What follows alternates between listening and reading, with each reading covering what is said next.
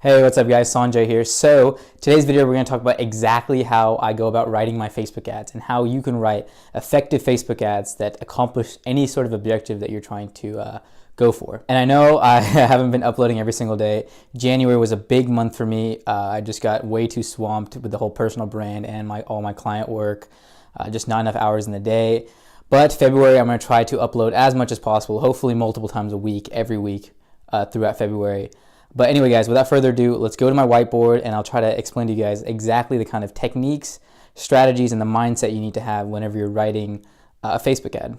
Okay, guys, so we are at my whiteboard and we're going to talk about exactly the first thing that you need to think about whenever you're writing a Facebook ad copy. And really, it goes back to, you need to sit down and think about what are people doing when they're scrolling through a Facebook, as in what are they doing in real life.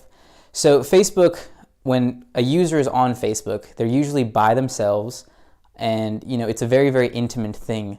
It's not like watching a commercial on TV where you might be watching the commercial with your friends and family, so there might be like a group reaction.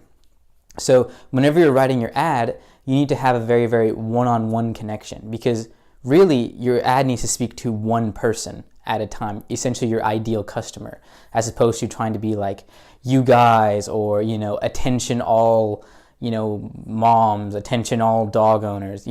That doesn't really have the same effect on Facebook, simply because whenever someone's on Facebook, they're just by themselves. Usually half the time they're like waiting in line by themselves, or in an elevator or in bed, right before they go to bed. So that's the first thing you need to understand, is that you need to write your Facebook ad to be very, very personal and very, very like a one-on-one conversation. So what I like to do is I like to picture my ideal customer sitting across from me at like a coffee shop, and me trying to essentially convince them to buy my product, or me conveying the value of my product or service to my ideal customer. But I'm not trying to be like, walking into a store and being like, hey, everyone who needs, Facebook ads management, talk to me. It's more of like, hey, I know you have this problem. This is my solution to your problem. So the number one thing that you need to remember is keep it personal. Okay?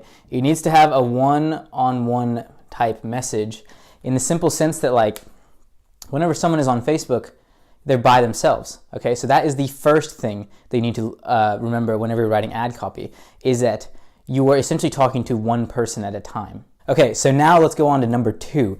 And number two is keep it simple. What does that mean? So keep it simple as in no big words, because sometimes they might seem condescending. It needs to be easy to read. If you ever think about watching like a documentary, so documentaries are supposed to be written at a 6th grade reading level. There's a reason for that, because they appeal to a wider audience. So your Facebook ad needs to be written in a very, very easy to read way. No, crazy complex sentence structures or anything like that. And it needs to have words that are, very, very common jargon, if it's like industry related, or, just common tongue, or just common words, nothing, complicated or anything, over the top to try to make yourself sound smart. And I actually had a very, very big problem with this, because when I first started my e-com store, I used to think that, I need to have like awesome, big, like business sounding words so that people would take my business seriously and realize that it wasn't just started like a few months ago, that we were a well-established, professional business. And I tried to convey that in my ads by trying to write, just crazy ad copy that looked like some sort of like textbook. But that really didn't resonate well, because people would just get lost. One, people don't want to read like a freaking story. And two, when people read stuff with like really long words, they get kind of lost. Like it's just not the, like they lose the forest for the trees. They don't see the whole point of the ad. They just get lost in all the words and try to figure out, okay, what does this word even mean? So number two is keep it simple. No big words. No complex sentences. Okay, so that is number two tip for how to write a Facebook ad copy. Okay, so tip number three. Now this might seem kind of stupid that I'm even including this on the list, but you'd be surprised how many ads I see on Facebook that don't have this, and that is include one call to action. So what is a call to action? Call to action is obviously getting someone to do something, whether it is shop now or learn more, sign up for an app, whatever it is. So obviously Facebook has a list of call to action buttons that you can choose from. If you're running an e-commerce store, it'd probably be shop now. If you're, if you have a mobile app, it might be sign up for a free trial. It might, if you're running leads, it could be learn more. So all these things are obviously, you need to pick the call to action that best suits your ad and your landing page and what you're trying to, achieve. So I actually see a lot of success with having a call to action button and then having the link in my ad copy and kind of having like a little emoji pointing to it. That's personally what I've had. So tip number 3 is include at least one call to action. Now, people can overdo this. I see it all the time where, they have like a short story, a call to action, short story, call to action, almost like an email where they're just like value, call to, try to get a click. I don't really, for me personally, that's never worked, but I do see a lot of internet marketers using it, and obviously something is working for them. But for me personally, I've never seen that actually work. For you guys, test it. But for me, the most success I've seen is at least including one call to action, specifically the button, or having a call to action link in the actual text part of the ad copy. So that is tip number 3. Include one call to action in your Facebook ad. Okay, so tip number 4 is actually going to be 2 parts. I'm actually going to split it up into tip 4 and 5, but I'm going to talk about them both together. So tip number 4 is include all your discount information in the actual ad copy. And tip number 5 is ad scarcity. So what does that mean? So 4, include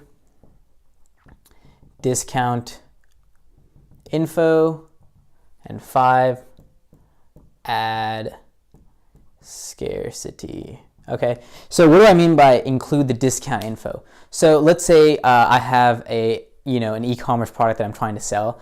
In the ad copy, I will actually say, hey, 10% off, use this code at checkout, and then in the headline, I'll be like, was this much, now this much. Or even in the text, I'll say, was $49.99, but with this coupon, it will be $39.99, okay?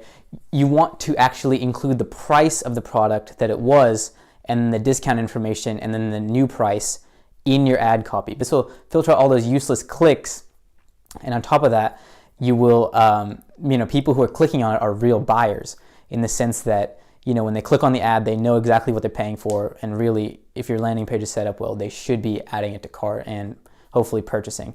Now, the scarcity is essentially talking about like, hey, we have 10% off discount coupons through Sunday, February 10th. Okay, that would be like, or I guess it would be February 11th. So I guess that would be a way to add scarcity. Essentially, have an offer. And one more thing about scarcity is you need to be able to pull the offer. You need to hold that power. This is something that I used to do when I was in e-commerce. I would just have like a scarcity ad and just keep running it and assume people wouldn't even know. But yeah, no, people definitely realize it when you say 48-hour contest and the ad's been running for like 2 weeks. Okay, people definitely notice that kind of stuff. So always be ready to pull the offer, because if you have the power to do that, and at least the people who you're advertising to think you have the power to pull the offer, then this scarcity will actually work. So some good ideas are include, we only have 5 or 6 coupon codes left. The sale ends on Friday, all these other things. So that's how you add scarcity to your ads. Scarcity is a huge part because that will get people who might not click, on the ad to actually click through. This will definitely increase your clicks, and the discount information will improve the quality of your clicks. So the people who are clicking on your ad after seeing the price of the original price and the new price are people who are probably actually going to purchase your ad. They're just not, window shopping. They're actually like, oh, this is actually at a good price, and that scarcity is going to do that. Okay, so let me talk to you about exactly what this discount information and scarcity, why it's so important, because there's 2 bars, okay? The bar of pain of having to pay for a product and letting go of your money, and the bar of not having that item. So the discount information, it reduces the bar of having to pay for your item, and the scarcity increases the bar of not having it, because it's like, oh, you know, X amount of stock left, X amount at this price. So that's what you want to do. You want to decrease the pain of making someone, spend their money, and increase the pain of them not spending that money on your product or not having your product. So that's why discount information and including scarcity in your ad is so important. Okay, so you guys made it this far. The last tip that I have to tell you guys is this, and that is keep the exact same tone across your ads. So if your brand is serious, active, keep that tone. But if your brand is playful and, kind of cute, keep that tone. So people need to resonate with your story, obviously, and the best way to do that is to keep the tone, the same across the entire, all your ads, so that they feel like they're talking to the same business and they're resonating with the same story. So whenever I see people who, all of a sudden they have like a super serious ad, and I did this exact same mistake. When I owned my e-commerce store, I would run ads that made me look like some crazy, military tactical company, and then I'd run ads that were like, oh, he sells like cute, dog shirts or something like that. You know what I mean? It was just like two completely different spectrums, and one was resonating with one audience, one was resonating with the other audience, but I could never bring those two audiences together and actually scale my store, which is the key thing. So that's why you got to actually keep the exact same tone throughout all your ads, so that when people see your ad, they know exactly who they're talking to, because people will recognize ads simply based on their tone. There's a really good ad, there's a really good company called I Heart Dogs, and if you read through any of their ads, it sounds like literally the exact same person has been writing all their ads. They have this, and then they say this product feeds this many dogs. They have it to where every time I see it, I don't even have to look at the name or the logo. I know instantly it's I Heart Dogs.